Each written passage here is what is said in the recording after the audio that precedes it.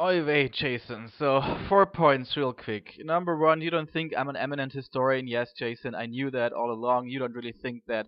But I had the impression that you were referring to me as an eminent historian in order to impress Aaron Ra without actually believing it. But now you tell me you weren't referring to me. So, who is the eminent historian in your example? I'm just curious. For the love of the ninth commandment, please tell us. Number two, so you're just an ordinary geezer, but you also have a degree of expertise in the study of the historical Jesus and the New Testament and so forth that equals any theologian and scholar out there, is pretty much what you said. But you're still an ordinary geezer. How does that go together? I'm really curious again. Number three, chance. I apparently completely misrepresented what you were saying. Well, I rewatched the salient bit of your video, and it turns out, just like I remembered, it all hinges on two claims. Number one, evolution is a product of chance. Some Nobel Prize winner told you this, so it must be true. And number two, chance doesn't produce anything.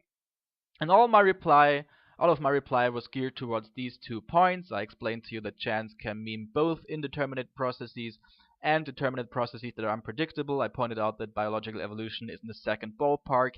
I pointed out, based on a slot machine example, that chance can lead to orderly structures. So what is your problem exactly? You still think that chance cannot produce anything categorically? Well, this is such an unsubstantiated and doubtful claim that I think you really should duke this out with the philosophical and scientific community first. No, seriously, I think the problem is that you are using terminology in such an ill-defined and non-standard way that nobody can possibly tell exactly what's going through your head. And you use this to your advantage because you can always say, oh no, you're not understanding what I'm talking about. You completely misrepresent my argument. Well, Jason, your argument is not coherent, and that's the problem. Make a coherent argument. We can talk about it. Otherwise, you just continue to be our laughingstock. Number four, historical Jesus. Let me make this really clear and really quick. All your linking towards books or towards evangelical propaganda websites and so forth is completely irrelevant.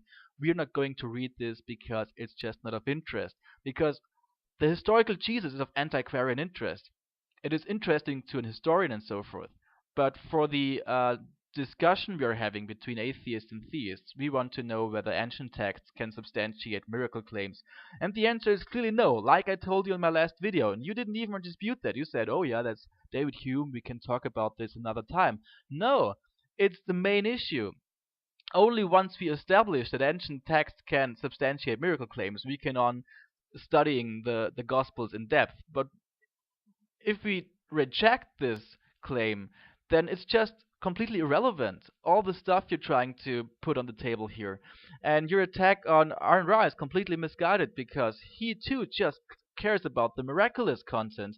When Aaron Ra says that your stories are fables, he's thinking about Jesus of miracles and about the miraculous resurrection and so forth.